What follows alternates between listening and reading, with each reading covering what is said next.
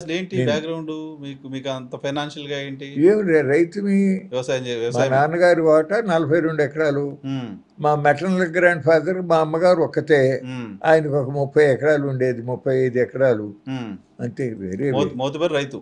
మోతుబరి ఉంది మధ్యతరగతి రైతు. దగ్గర దగ్గర 70 ఎకరాలంటే మోతుబరి రైతు కిందకి చూస్తాంగా కాదా? ఆ!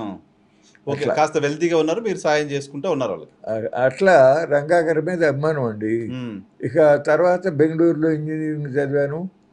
వచ్చిన తర్వాత బెజవాడలో స్వతంత్ర పార్టీ మీటింగులకి వెళ్ళేవాడిని. ఇంజినీరింగ్ అయిందప్పుడు. అయిపోయింది. First okay. క్లాస్‌లో పాస్ అయ్యి వచ్చా. ఫ్యామిలీ ఎక్కడ చేశారు సార్ బెంగుళూరులో Ramaiah college of engineering. Oh! Okay. బీఎస్సీనేమో గుడివాడ ఏఎన్ఆర్ కాలేజీలో పాస్ అయ్యి వెళ్ళాను. హ్మ్. అక్కడ బీఈ చేసి హ్మ్. ఫ్యామిలీతో ఉండి హ్మ్. ఫస్ట్ క్లాస్‌లో పాస్ అయ్యి వచ్చా. ఫ్యామిలీతో అప్పుడు పెళ్లయిపోయింది బీఈ చేసినప్పటికి. జేరే హ్మ్. ముందే అయింది. ఆహా! ఓకే. ఓకే. ఆ తర్వాత ఇక పార్టీ మీటింగులకి వెళ్తా ఉండేవాడిని. వెళ్తా ఉంటే 72లో హ్మ్. జనరల్ ఎలక్షన్ వచ్చినాయి. హ్మ్. నేను స్వతంత్ర పార్టీ అపోజిషన్‌గా ఉండటం. హ్మ్. మా ఉయ్యూరు నియోజకవర్గంలో కాకాని వెంకటరత్నం గారు గొప్ప నాయకుడు. హ్మ్. ఆయన నుంచుంటాడు. అంతకుముందు ఎలక్షన్‌లో 67లో ప్రతిపక్షం అతను గెలిచాడు కడియాల వెంకటేశ్వరరావు గారిని. హ్మ్. అప్పుడు ఆయన గన్నవరం నుంచి బై ఎలక్షన్‌లో నుంచొని గెలిచి మంత్రి అయ్యారు. హ్మ్. వ్యవసాయ పశుసంవర్ధక శాఖ మంత్రిగా చేశారు. హ్మ్. నిస్వార్థంగా ప్రజాసేవ చేసిన గొప్ప వ్యక్తి. హ్మ్. అయితే రాజకీయంగా మా తండ్రి గారు వడ్డే శోభనాద్రి గారు ఆయన లోకల్ బాడీ ఎలక్షన్‌లో వ్యతిరేకం. హ్మ్. మా తాతగారేమో చల్లపల్లి రాజా గారు, అడుసుమల్లి గోపాలకృష్ణయ్య గారు వీళ్ళు ఆ రోజుల్లో జస్టిస్ పార్టీగా ఉండేవాళ్ళు. జస్టిస్ పార్టీతో యెస్. ఉండేవాళ్ళు. ఆహా! కాకాని వెంకటరత్నం గారు కాంగ్రెస్ కాంగ్రెస్ పార్టీ. పార్టీలో ఉండేవాళ్ళు. ఆ! నాకు చిన్నప్పటి నుంచి ఆయన గొప్ప వ్యక్తే గానీ, నాకు కాంగ్రెస్ అన్నా, కాకాని వెంకటరత్నం గారు అన్నా కొంత వ్యతిరేక భావం ఉండేది. ఎందుకు కాంగ్రెస్ అంటే వ్యతిరేకం ఉండేది? ఇదే అప్పుడు అందరూ చెప్తున్నాగా. కాంగ్రెసే గదా! ఆ! మా తాతగారి మీద వేరేగా ఉంటమే. హుహు. తాతగారితో పాటు ఇంక ఆ ఐడియాలజీతో ఉన్నారట్లా. అట్లా. హ్మ్. సరే బ ఎలక్షన్ ఆయన రేపు నామినేషన్ అనగా ఉయ్యూరులో ఈ వివిధ పార్టీలు సిపిఐ, సిపిఎం, స్వతంత్ర సోషలిస్ట్ పార్టీ తుమ్మల చౌదరి గారు వచ్చాడు. ఇట్లా అందరం కూర్చుని అందులో చిన్నమోగరాల సర్పంచ్‌గా 30 ఏళ్ళు చేశాడు బండి వెంకటకృష్ణయ్య గారిని. హ్మ్.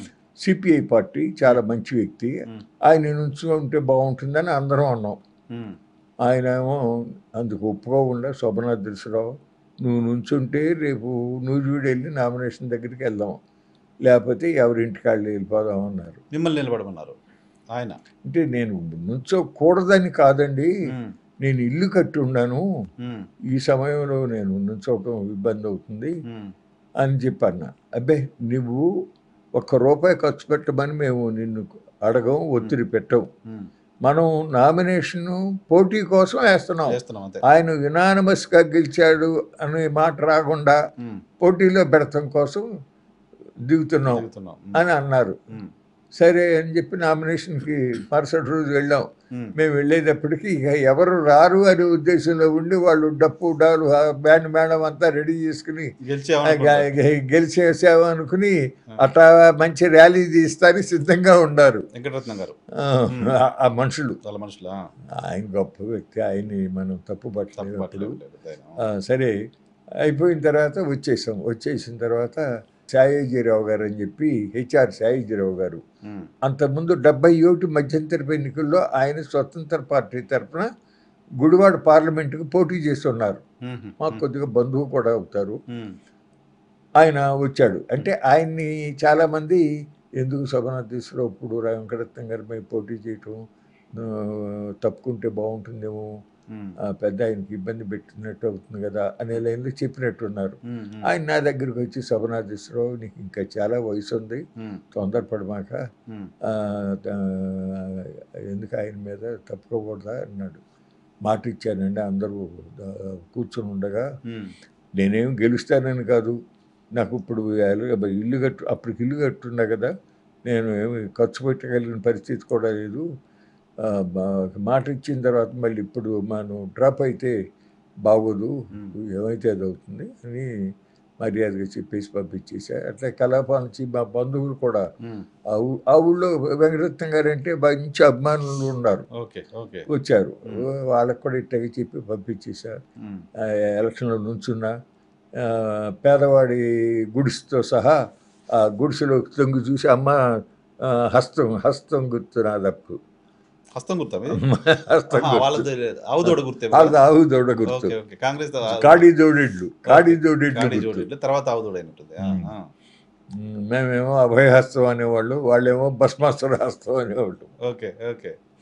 సరే ఆ బండి ఎలక్షన్ బాగానే ఆ, అంటే కొద్దిగా మాట్లాడటం కూడా చదువుకుని ఉండగా చదువుకున్నారుగా. అలవాటైంది. ఉమ్, సరే ఆ, ఎలక్షన్ జరిగిన తర్వాత గన్నవరంలో కౌంటింగ్ ఉమ్, వెళ్ళాము. వెళ్ళిన తర్వాత ఫస్ట్ రౌండ్లోనే అప్పటికన్నీ మిక్సింగ్ వచ్చేసింది. ఉమ్. అవన్నీ ఫస్ట్ రౌండ్లోనే 1000 ఓట్ల పైన మెజారిటీ ఉంది ఆయనకి. ఆయనకి సో ఇట్ ఈజ్ ఆయన గెలిస్తే ఆయనే గెలిచిపోతాడు అనేది ఖచ్చితంగా వచ్చేసింది. ఉమ్, పెదవగ్రాల సర్పంచ్ పేరు రెడ్డి అని ఒక ఆయన ఉన్నాడు, సిపిఐ. ఉమ్, ఆయన శోభనాథేశ్వర వెళ్ళిపోవడం అన్నాడు. అదేంటి వెళ్ళిపోవడం ఏంటి, కౌంటింగ్ జరగకుండా అన్నా. "ఆ, వాళ్ళు గెలుస్తారు, కొద్దిగా గల్లం చేస్తారేమో అని." అంటే వాళ్ళ ఇదేంటంటే లోపల అంతకుముందుసారి వెంకటరత్నం గారు ఓడిపోయి కాక కడియాల వెంకటేశ్వరరావు గెలిచినప్పుడు కొద్దిగా అల్లరి జరిగింది. ఓహో. అది దృష్టిలో పెట్టుకుని చెప్పాడు. ఉమ్, నేను అట్లా పోతుని పద్ధతి కాదు, అది చివరిదాకా ఉండాల్సిందే అని చెప్పి ఉమ్, ఉండిపోయి, ఉమ్, వెంకటరత్నం గారి అబ్బాయి రామ్మోహన్ రావు వచ్చాడు. ఉమ్, మీ నాన్నగారికి నా అభినందనలు చెప్పండి అని ఒక షేక్ హ్యాండ్ ఇచ్చి, ఉమ్. ఆ టేబుల్స్ దగ్గర కూర్చున్న మా పార్టీ మా ఏజెంట్లు. ఏజెంట్లు, వాళ్ళ ఏజెంట్లు, అధికారులు ఉంటారు కదా, ఉమ్, అందరికీ షేక్ హ్యాండ్ ఇచ్చి థ్యాంక్స్ చెప్పి వచ్చేసాం. ఉమ్, అట్లా రాజకీయం మొదలైంది. ఉమ్, అది ఉమ్, ఉమ్. ఓడిపోయారు. తర్వాత 77 పార్లమెంట్ ఎలక్షన్ వచ్చింది. అప్పుడు ఎంత ఏజ్ ఫస్ట్ పోటీ చేసినప్పుడు? 72. ఆ, 72 అసెంబ్లీ. 1940 29 ఏళ్ళు. 29 ఏళ్ళకి ఎమ్మెల్యే పోటీ చేశారు కాకాని వెంకటరత్నం గారి పైన.